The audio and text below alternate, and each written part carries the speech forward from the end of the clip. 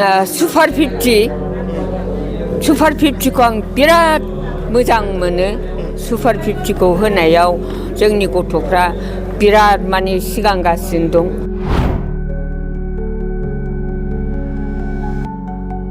बे सरखारखौथ' माने आङो बे सरखारखौ बुंनाया आबौफोर गाज्रि मोननांगौबा मोजां मोननांगौबा मा बेथ' जि सरखार बिनि सरखाराथ' फिसा दायथ'पुर्नयै सालायगासिनो दं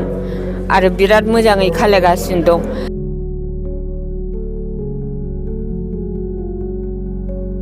आहा बेखौ देरगायो आरो सुपार 50 खौ आं बिराद देरगायो गथ' गथाया जाहाथे राम रामै जै बिदिनो जौगाबाय थाथों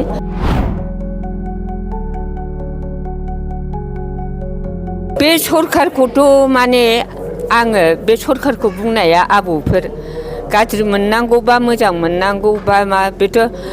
जि सरखार बिनि सरखाराथ' फिसा दायथ'पुर्नयै सालायगासिनो दं आरो बिराद मोजाङै खालायगासिनो दं आं जोंनि मोसानाय बा मोसानायनि गासिबोनि थाखाय अनदों बा मान बावदों सनमान बावदों बा सनमान होदों बिनिख्रुइ देरसिन साबसिन आं मोनसे होनबावनो लुगैदों दानि बेनि बे सरखारादि गथ' गथायफोरखौ अननानै सेंग्राफ्रा उन्दैफ्रा फरायनाय बा इखान सिखान खामानियाव बिसोर सेंग्राफोर नोंसोर आगयबासो जौगानो हायो नोंसोर आगयबासो दावखोनो हायो नोंसोरसो बिफां गाखोनो हायो बिनि गेजेरावदि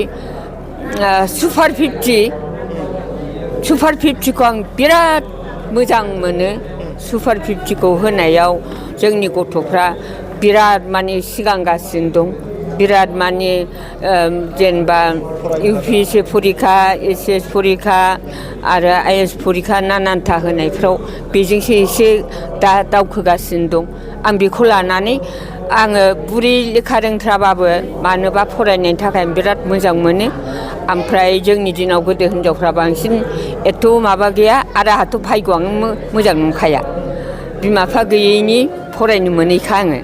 ओमफ्राय आं बे सुपार 50 खौ होनायखौनो बिराद धन्यबाद शिबखौ बिराद मोजां मोनो माने बिदि खालायनाया माने बिराद साबायखर आरो बिदि खालायदों बिनिख्रुइ आरो आं बे मोसानाय मान बावनाय मानाय जोंनि थाखायल' मान मोननायखौथ' आं बिदि खुसि जानानै एथ' देरगानो नाङा आंहा बेखौ देरगायो आरो सुपार 50 खौ आं बिराद देरगायो गथ' गथाया जाहाथे राम रामै जै बिदिनो जौगाबाय थाथों हारिया बिदिनो साबसिननिफ्राय साबसिन जालांथों आरो नोंसोरबो बिदिनो मोजांनिफ्राय मोजां मावलांनो हाथों आरो नोंसिनि साननाय हनाया बिदिनो बांसिन बारायबाय थाथों